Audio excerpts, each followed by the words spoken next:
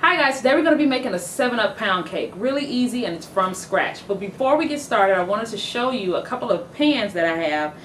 One a friend lent me, so that I wanted to show you guys, don't get rid of antiques or things that are passed down to you just because they may look a little tattered or old.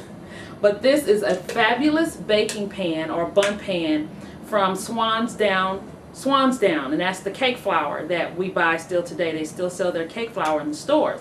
But this is a cake pan. It's about 60 years old. His grandmother purchased it in the 60s, probably early 60s, for about $6. So I went on eBay and I wanted to see how much these are going for right now. They are going for like $78 and $80. These are considered antique.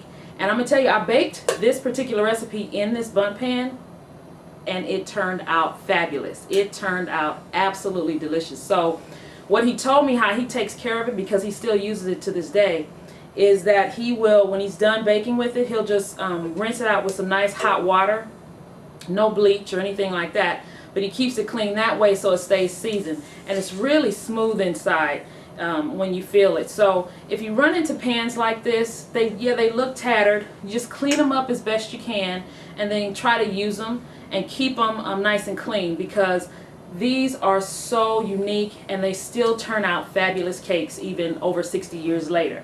Now I have a fluted baking pan, or a fluted bun pan, excuse me, that I have also that was handed down to me, and it's really nice. The reason why I won't give this one up is because of the weight. It is so heavy that I can tell this is a great conductor of heat. So I'm not going to get rid of it, and I'm going to keep it. And I did bake the recipe that we're going to bake today in this fluted pan, so it doesn't matter. You're going to see me using a angel food pan in this particular video because I love what it does for the 7-Up cake recipe. Gets that nice crust on the outside. But you can also use your fluted bun pans too. It's just a matter of choice.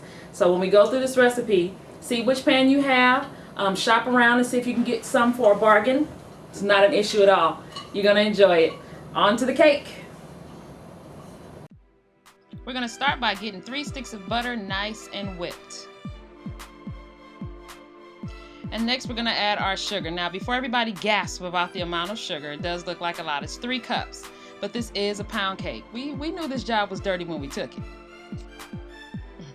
Actually, I tried making this cake with less sugar, and trust me, it did not work. I was actually upset because I felt like I wasted my butter, my sugar, and my eggs. So stick with the measurements.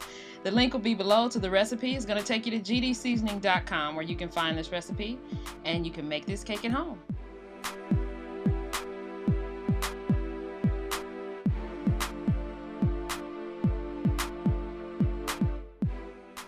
If you're wondering why I'm showing you how to add 1 egg at a time, it's because 1, as you add each egg, the batter is going to take on a pale yellowish color.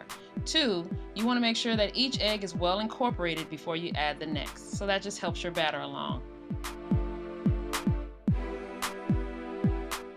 Moving on to our extracts, I like to add a dab of vanilla extract and then a good amount of lemon extract. And that just goes really well with the 7-Up and the flavor of the cake.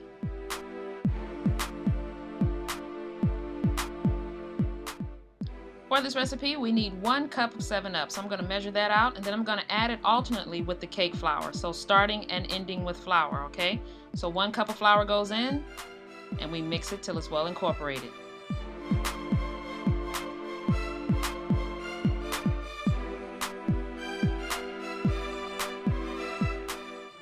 Just as a quick reminder, guys, you can most definitely use a stand mixer to make this cake also, or a hand mixer. As you can see, I'm not having any problems with my hand mixer. In goes a 1/2 cup of 7-Up, and we're going to make sure that's well blended. And after a while, you're going to see me stop so I can scrape down the sides of the bowl. That way, all of our batter is well incorporated.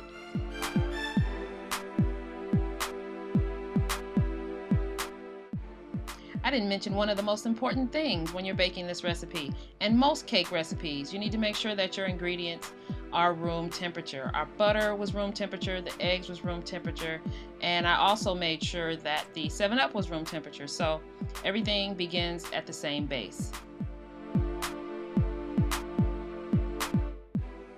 So that was our 2nd cup of flour, and I'm getting that well mixed. And And then I scraped the sides of the bowl down, and then I added the last half of the 7-Up. Same thing. Keep on mixing. And then the last of the flour.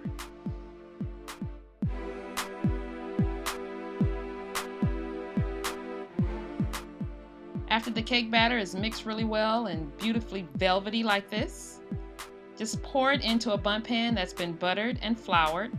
And I use the cake flour, the same flour that I used to make the cake. That's the flour that you see lined in the pan. And then just take your time and pour the batter into the bundt.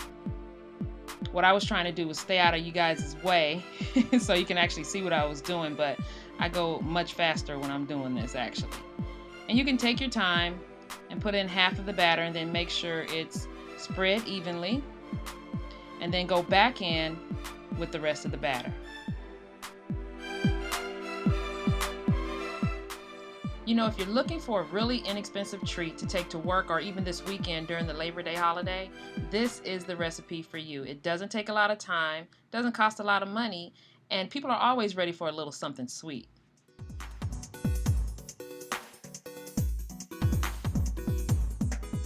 Once the cake is done, I'm going to go in with a skewer just to make sure it comes out clean, just like that.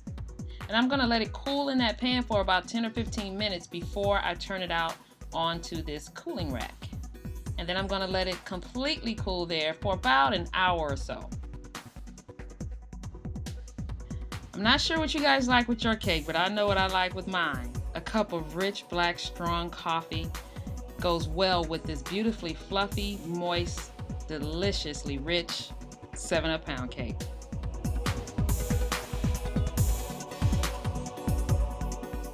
I want to thank you guys for spending this short time with me. Thanks for watching. Remember, this recipe and a whole lot more can be found at gdseasoning.com, and I'll see you next time. This cake cannot stay here. It has got to go. Off to work.